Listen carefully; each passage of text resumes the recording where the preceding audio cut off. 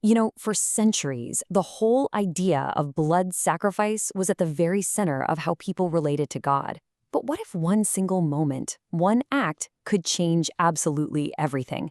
Today, we're going to draw from a teaching by Reverend Paulette Banham and really dig into how the blood of Jesus marks this huge, radical shift from an old system of repeating rituals to a brand new, direct relationship with God.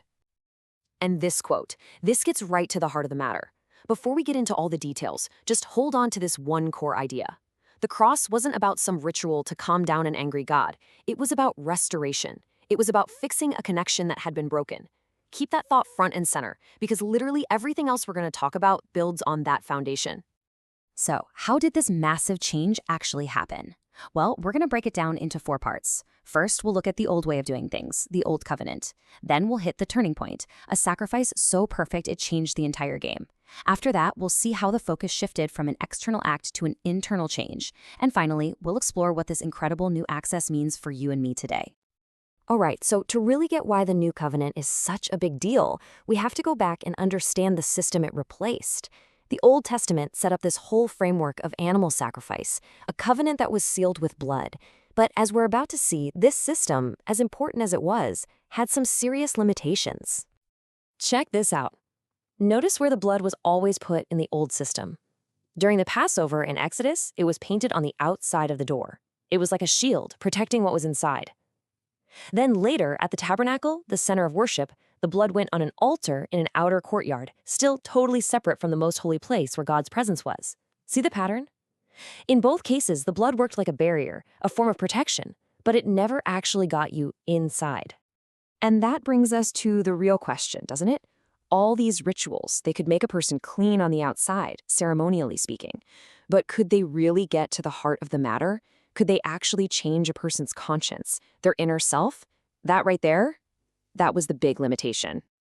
The book of Hebrews in the Bible just lays this out so clearly. First, the cleansing was only skin deep. It was for the body, not the soul. Second, it was never a one-and-done deal. You had to keep doing it year after year after year. There was no finality to it. And here's the kicker. It could never really truly clear your conscience. That feeling of guilt was always there, because you knew you'd be back next year to do it all over again.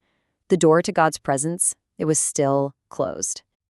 And right here, this is where everything changes. The whole story takes this dramatic turn.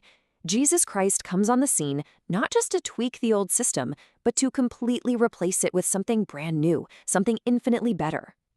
So what made this sacrifice so radically different? Well, it was different on every single level. The location? It wasn't some temple built by people. It was the heavenly reality that the temple only pointed to. The substance?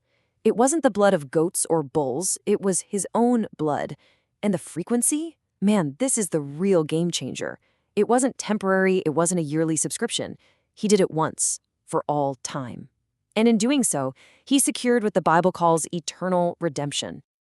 So this leads us to the most profound difference of all. It's not just about the logistics of the sacrifice, but about its effect on us. The new covenant shifts the entire focus, away from an external action in a temple courtyard to an internal transformation in the human heart. This chart just lays out the contrast perfectly. You can see the upgrade in every single category. We go from an earthly altar to God's heavenly presence. The effect goes from just cleaning the body to actually purifying the conscience. The frequency goes from a repetitive, yearly chore to a single act, once for all time. But look at that last row, the outcome. That's the knockout punch. The old system just covered sin, kind of like putting a Band-Aid on it. The new covenant takes it away, completely. So what does the Bible even mean by a purified conscience?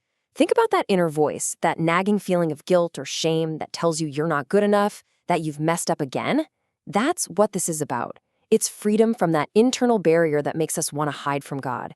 The old sacrifices, they just couldn't reach that deep inner part of us. And the most powerful symbol of this whole change is the tearing of the temple veil. Now, this wasn't just some regular curtain.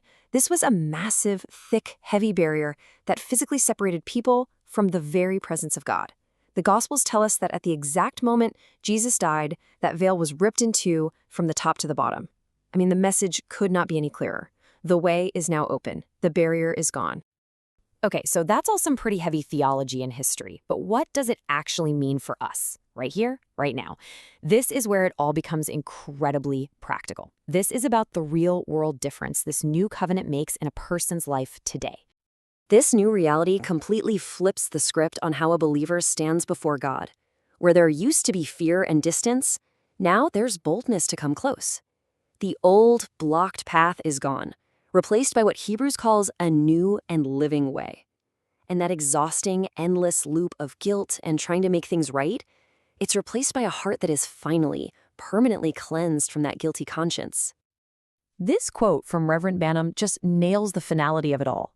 The battle against sin's power to separate you from God, that's not a fight you have to go out and win. It's a battle that has already been won for you.